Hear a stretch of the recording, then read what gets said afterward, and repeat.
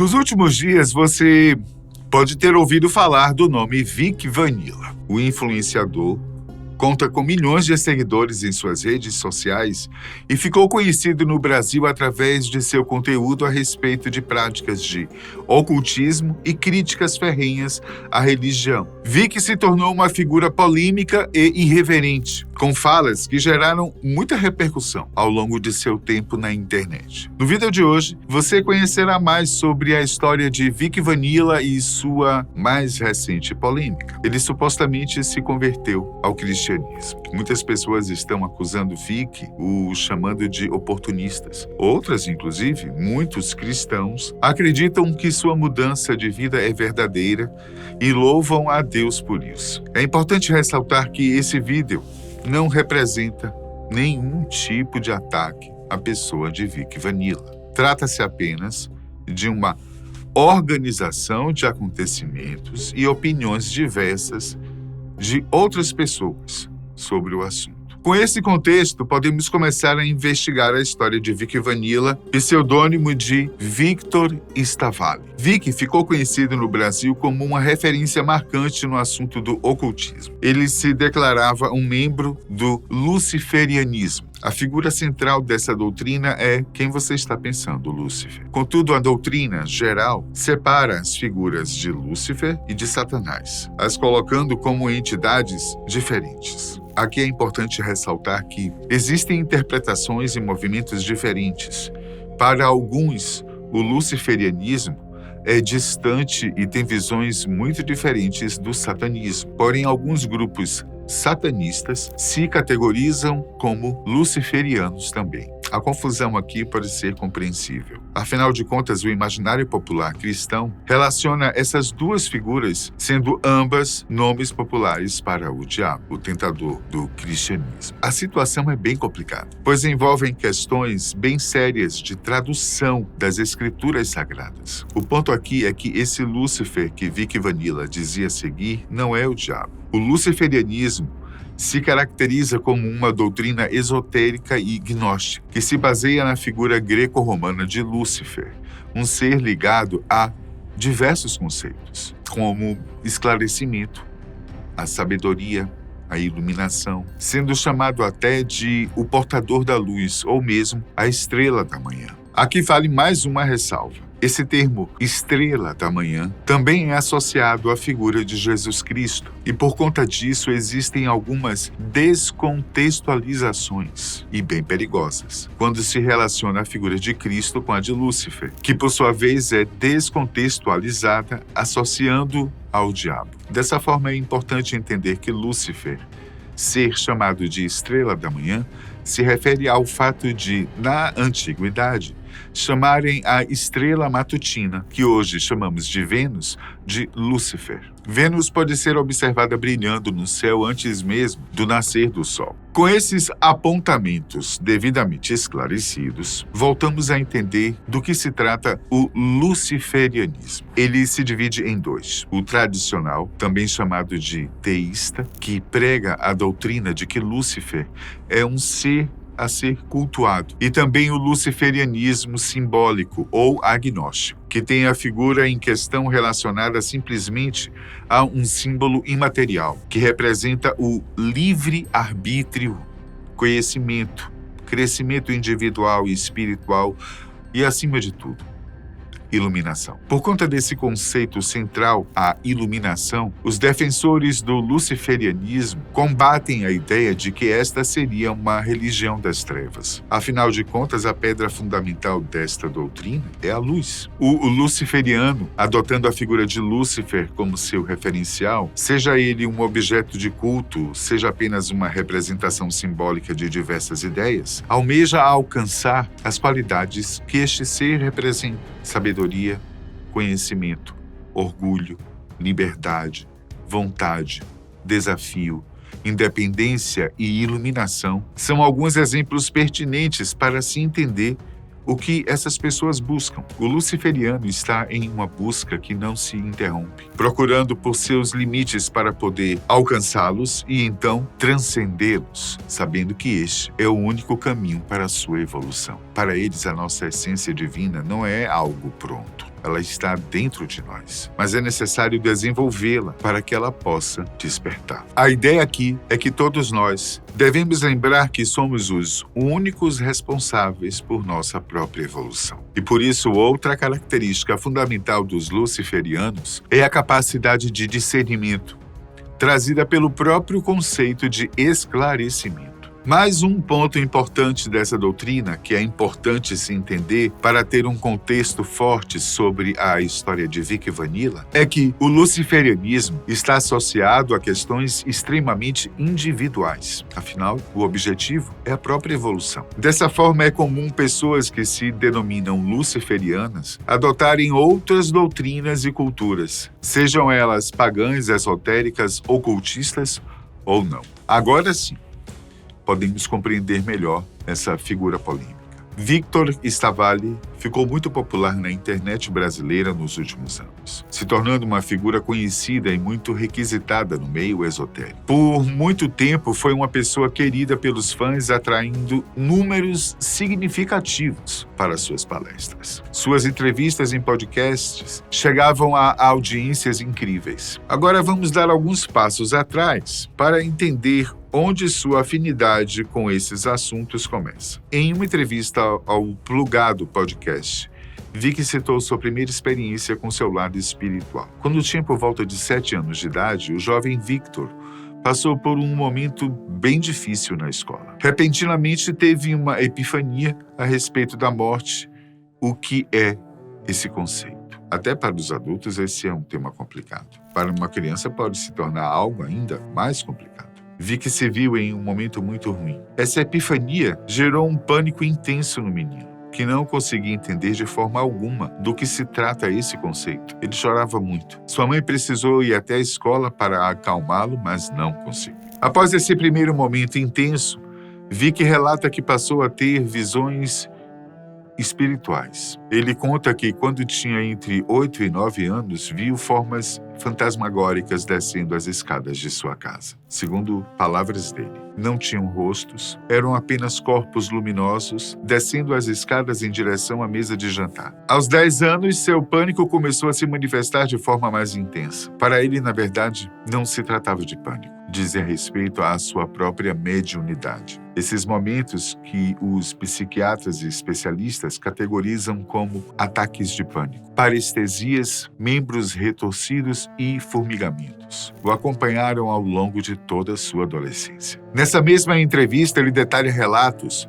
sobre sua família, que segundo ele era composta por maçons, membros da ordem Rosa Cruz, feiticeiras e bruxas. Nesse ambiente, ele passou a receber orientações da prima de seu pai, uma mulher chamada Sônia, que, segundo ele, era uma bruxa, membro da ordem Rosa Cruz. Com ela, Vic passou a receber cuidados e ensinamentos preciosos, muitos deles ligados à estregueria, um nome associado a antigas práticas de bruxaria na Itália, e também é um nome ligado a movimentos neopagãos da própria Itália e também dos Estados Unidos. Victor diz que se aprofundou muito nos ensinamentos da prima, que passou seus conhecimentos através de vários grimórios a ele. Mais tarde, ele se desenvolveu na Umbanda, uma religião brasileira que sintetiza vários elementos das religiões africanas e cristãs. Bom, nesse novo contexto, ele diz que se aprofundou mais no contato com espíritos. Ele chegou a conhecer o candomblé também, mas não se aprofundou muito. Para ele, a essência de um ocultista é o contato elevado com várias práticas diferentes. Sua vida se guiou por esse conceito. Aprender profundamente sobre uma prática esotérica, religião ou doutrina,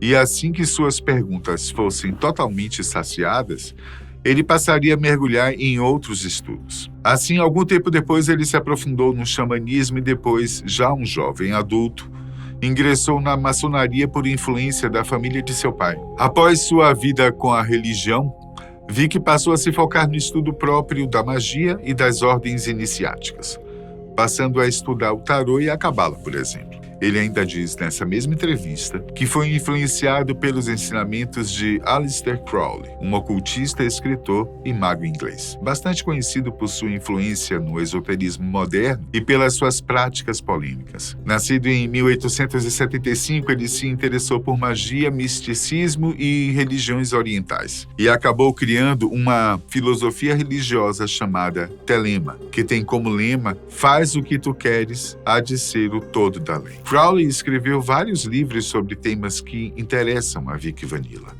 Sua influência não era simplesmente literária. Ele tinha uma postura desafiadora às normas sociais e religiosas lá daquela época, fazendo dele uma figura polêmica. Até hoje, sua influência é sentida em movimentos esotéricos e contraculturais, se tornando uma figura respeitada no meio da magia e também um rosto famoso na cultura popular. Esse é o contexto de Vic, que por muitas vezes passou a criticar a religião cristã. Segundo ele, seu problema com o cristianismo não vinha de um ódio ou um menos ceticismo, mas sim da concepção de que a religião cristã não tinha veracidade histórica, além do fato de que, para ele, a figura de Jesus Cristo se baseia em um avatar para que determinadas ideias seguissem adiante. Vic questionava o conceito do Jesus histórico, afirmando que esse homem, seja ele filho de Deus ou não, nunca existiu. O conceito de Jesus histórico se refere ao estudo acadêmico e crítico, que busca reconstruir a vida e o contexto histórico de Jesus de Nazaré, desvinculado das interpretações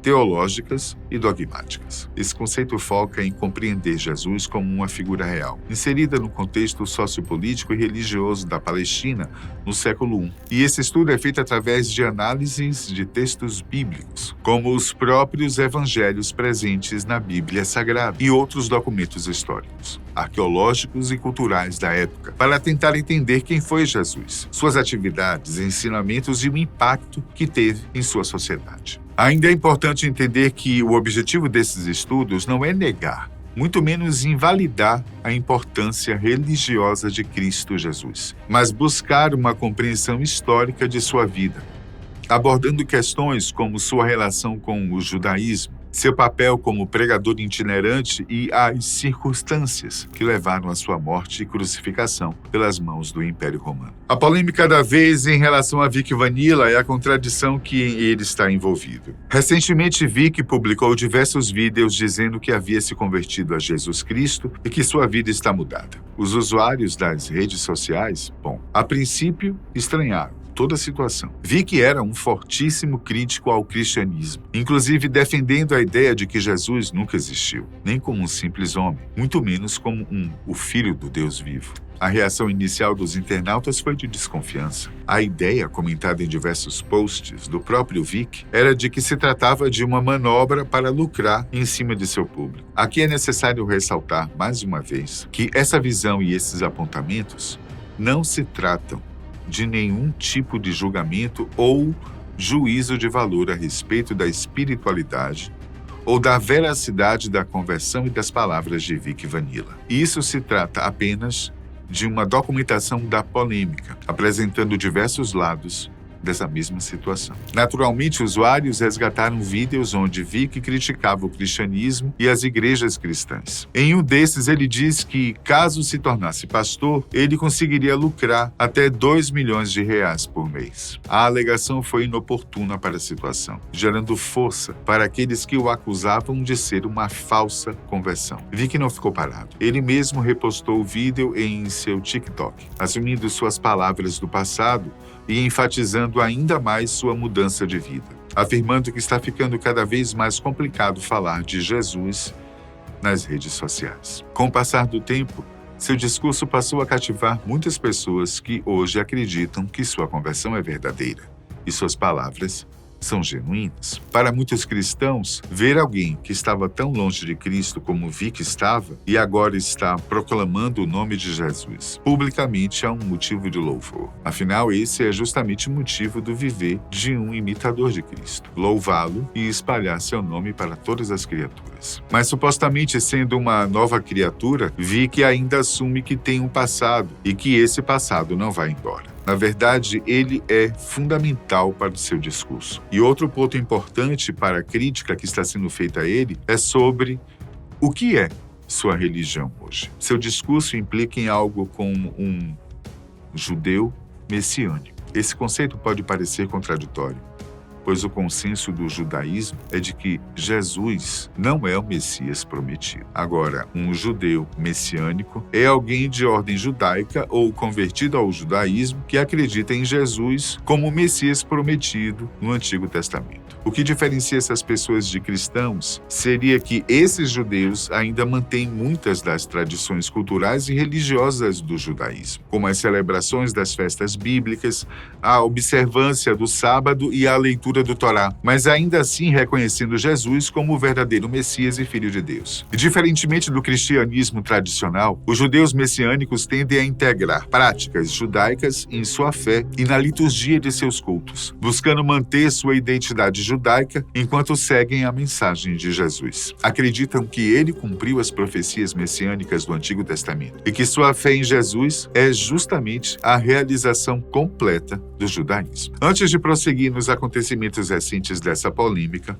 é importante lembrar de um nome já conhecido por aqui do canal. Se trata do falecido Daniel Mastral. Ele foi um escritor ex-satanista e youtuber que alegou ter tido uma vida marcada por sua inserção em uma seita secreta chamada Irmandade. Daniel foi encontrado morto em Barueri, região metropolitana de São Paulo, no dia 4 de agosto de 2024. O caso foi relatado pela polícia como um suicídio, mas existem muitas pessoas que não acreditam nisso. Segundo o próprio Vic, Daniel foi um amigo próximo e peça fundamental para sua conversão. Em um vídeo publicado no TikTok de Vic, ambos relatam sua amizade, dizendo que creem no mesmo Deus e são irmãos por isso. Aqui vai uma transcrição de um texto postado também em seu TikTok, onde falou melhor sobre o assunto, prestando uma homenagem ao amigo. O texto é acompanhado de antigas fotos e diz o seguinte: antes de conhecer o reino e a glória do Senhor, eu estava imerso em ego e vaidades, por ser o maior anticristo da América Latina, vocês lembram? Eu fiz muitos sorrirem e outros tantos chorarem na força da magia negra. Incendiava corações contra Cristo e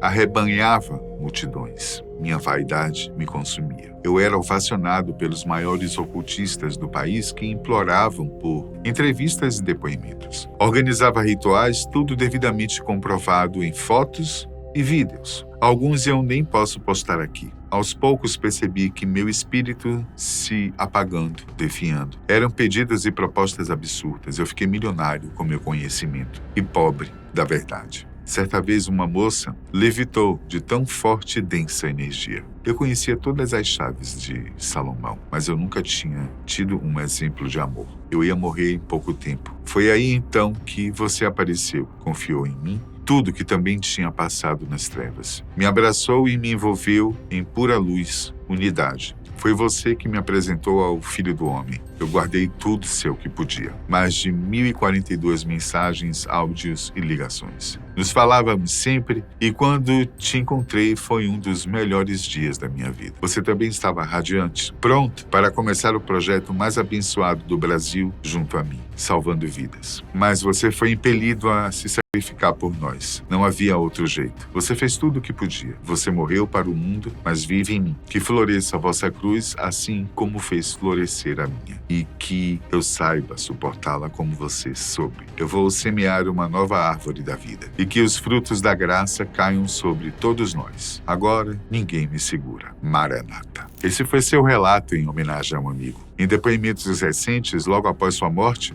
Vic declarou que não acredita na hipótese de suicídio. Segundo ele, tinham se encontrado poucos dias antes. Daniel estava feliz, ambos tinham planos marcados, participações em podcasts. Mas isso, infelizmente, não acontecerá. Por mais que Vic, supostamente um amigo próximo de Daniel, não concorde com a declaração das autoridades, precisamos nos aquietar e confiar nos processos de investigação. A história e a recente polêmica de Vic é bem conturbada. Alguns teólogos e influenciadores cristãos vêm comentando bastante sobre o assunto. Um dos pontos centrais desses discursos é justamente que não cabe a outra pessoa validar ou não a veracidade da conversão de outro alguém. Caso uma pessoa tão avessa ao evangelho seja de fato convertida e passe por uma mudança de vida, isso é uma notícia excelente. Afinal, o Evangelho é maravilhoso e a graça de Cristo é irresistível. Não existe ninguém que possa se opor ao chamado e à misericórdia de Jesus. Contudo, mesmo com essa fala positiva, fica um alerta acompanhado de embasamento bíblico. Vicky alegou que pretende criar uma igreja. Mesmo se sua conversão foi de fato verdadeira, isso, ainda assim, é uma falta de sabedoria enorme. Vicky é um recém-convertido, imaturo na fé e precisa passar tempo com Cristo, aprofundar seu relacionamento com Ele. O aviso de muitos cristãos vai para o próprio Vicky e também para quem o acompanha. O argumento é embasado na primeira carta de Timóteo, escrita pelo apóstolo Paulo. O versículo em questão é o de número 6 do capítulo 3. Mas vamos ler rapidamente do verso 1 ao 7. Para entender melhor o contexto, que aqui fala sobre a exigência para se tornar um pregador. O verso 1 começa dizendo o seguinte: fiel é a palavra. Se alguém aspira ao episcopado, excelente obra almeja. É necessário, portanto, que o bispo seja irrepreensível, esposo de uma só mulher, temperante, sóbrio, modesto, hospitaleiro, apto para ensinar, não dado ao vinho, não violento, porém cordato, inimigo de contendas, não avarento, e que governe bem a própria casa, criando os filhos sob disciplina, com todo respeito. Pois se alguém não sabe governar a própria casa, como cuidará da igreja de Deus? Não seja neófito, para não suceder que se ensoberbeça e incorra na condenação do diabo. Pelo contrário, é necessário que ele tenha bom testemunho dos de fora, a fim de não cair no opróbio e no laço do diabo. O ponto central aqui é o versículo 6, especificamente quando a Escritura Sagrada explicita o perigo de um neófito, ou seja, um recém-chegado à religião ou recém-convertido, ocupar um cargo de liderança. Agora eu pergunto, e você? O que é que você acha disso tudo? Esse argumento, trazendo os questionamentos bíblicos, faz sentido? Muito obrigado pela sua companhia. Até a próxima.